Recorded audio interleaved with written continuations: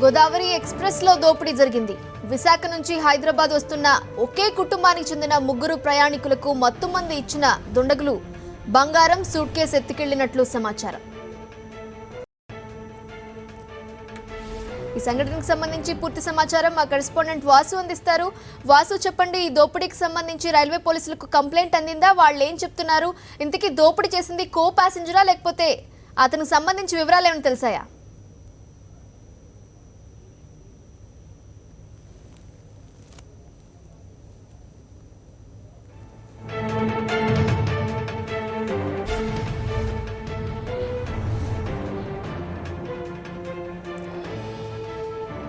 Godavari express లో దోపిడీ జరిగింది.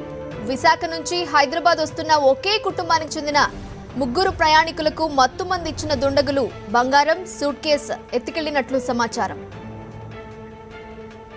దీనిపై మరింత సమాచారం మా కరెస్పాండెంట్ వాసు అందిస్తారు. వాసు, చెప్పండి, ఆ కుటుంబ సభ్యులు ఇప్పుడు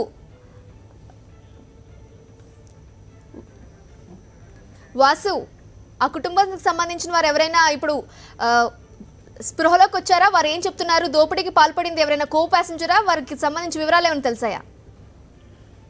విశాఖ నుంచి హైదరాబాద్ వస్తున్నటువంటి గోదావరి ఎక్స్ప్రెస్ లో ఈ రోజు తెల్లవారుజామున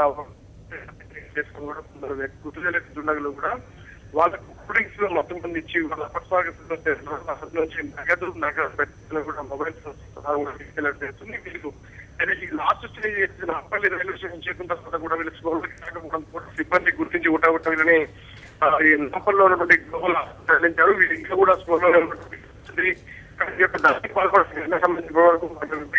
నాంపల్లి రైల్వే చేస్తున్నారు. ఈ సంఘటన తాడేపల్లి నుంచి ఏలూరు మధ్యలో ఈ సంఘటన చోటు చేస్తున్నట్టుగా తెలుస్తుంది. కానీ దాడికి పాల్పడుతున్నట్టు ఎవరైనా ఆ భోగిలో తెలిసిన లేదంటే ఇంకెవరైనా చేసిన వాళ్ళని మాత్రం పోలీసులు కేసు నమోదు చేసిన దర్యాప్తు చేస్తున్నారు. ఏదైనప్పటికీ కూడా ఈ విధంగా ఒక రైన్ లో ఈ విధంగా దోపిడీ చోటు చేసుకోవడం కూడా సంచలనం కలిగిస్తుంది. వీళ్ళు ముగ్గురు కూడా ఇప్పటివరకు ఇంకా అపస్మారకున్నారు. వీళ్ళందరినీ కూడా గ్లోబల్ హాస్పిటల్లో ప్రస్తుతం ఎమర్జెన్సీ కేర్ లో కూడా చికిత్స అందిస్తే ఈ కుటుంబం అంతా ముగ్గురు కుటుంబం కూడా ఒకటే కుటుంబానికి సంబంధించిన వీళ్ళంతా కూడా నార్త్ ఇండియన్స్ గా తెలుస్తుంది. ఆ సర్కార్ అనేటువంటి వ్యక్తికి సంబంధించినటువంటి భార్య, మరొక 26 సంవత్సరాల కుమారుడు కూడా ఈ యొక్క ఘటన ఈ బాధితులుగా ఉన్నారు. వీళ్ళు ప్రస్తుతం ఆసుపత్రిలో చికిత్స పొందుతున్నప్పుడు కూడా వారి మరి కాసేపట్లో కూడా వాళ్ళకి అంటే మరిన్ని వివరాలు స్కూల్లోకి వచ్చిన తర్వాత అసలు ఏం జరిగింది, ఎవరు నిజంగా అందులో ఉన్నటువంటి ప్రయాణికులు ఈ దారుణాన్ని కొడిగట్టారా, లేదంటే ఇంకెవరైనా మధ్యలో ట్రైన్ ఎక్కినటువంటి వ్యక్తులు ఎవరు తాడేపల్లిగూడెం వద్ద ట్రైన్ లోకి ప్రవేశించి ఏలూరు వద్ద దిగిపోయినట్టుగా ప్రస్తుతం పోలీసులు వివరాలు సేకరించారు. వాళ్ళు తెలిసిన వారైనా లేదంటే ఇంకెవరైనా మాత్రం తెలియాల్సి ఉంది. మరి కాసేపట్లో కూడా వీళ్ళు స్కూల్లోకి వచ్చిన తర్వాత కూడా వాసు, అలాగే ఎంత మేర వాళ్ళు దోపిడీ దోచుకున్నారు అంటే బంగారం ఎంత పోయింది, అలాగే సూట్ కేసులో ఏమైనా వాల్యుబుల్ థింగ్స్ ఏమైనా ఉన్నాయా? ఈ వివరాలు చెప్పేసి కూడా అందుబాటులో లేనటువంటి పరిస్థితి. ఎందుకంటే ఈయన ముగ్గురికి మాత్రమే ఆ బ్యాగ్ లో లేదంటే వీరు వచ్చిన బంగారం తెలిసే అవకాశం ఉంటుంది.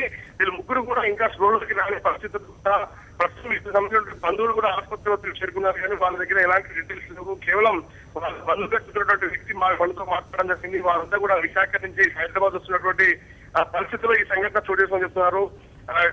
కానీ ఇప్పుడు ఎందుకంటే వీళ్ళ ముగ్గురు దగ్గర కూడా మహిళ ఉంది కాబట్టి ఖచ్చితంగా బంగారం ఉండే అవకాశం ఉంటుంది. సూట్ కేసు సంబంధించి కూడా విలువైన డాక్యుమెంట్లు కానీ బంగారం కానీ నగదు కానీ ఉండే అవకాశాలు కూడా కనిపిస్తున్న పరిస్థితుల్లో కూడా మరిన్ని వివరాలు తెలిసేందుకు కొంచెం సమయం పట్టే అవకాశం ఉంది. పోలీసులు మాత్రం కేసు దోపిడీ జరిగిందన్న కోణంలో కేసు నమోదు చేస్తారు. పోలీసుల దగ్గర కూడా లేని పరిస్థితులు కూడా మరి కాసేపట్లో వైద్యులు మాత్రం చికిత్స అందిస్తున్న పరిస్థితుల్లో స్కూల్లోకి వచ్చిన తర్వాత మరిన్ని వివరాలు తెలిసే అవకాశం ఉంది. ఇప్పటి వరకు మాత్రం ఎంతవరకు చోరీ అయింది, ఎవరు చోరీకి పాల్పడ్డారో మాత్రం ఆ పూర్తి డీటెయిల్స్ రావాలంటే కానీ ఖచ్చితంగా ఈ కుటుంబం చూడాల్సి ఉంది. Neelima. Okay, right, thank you Vasu.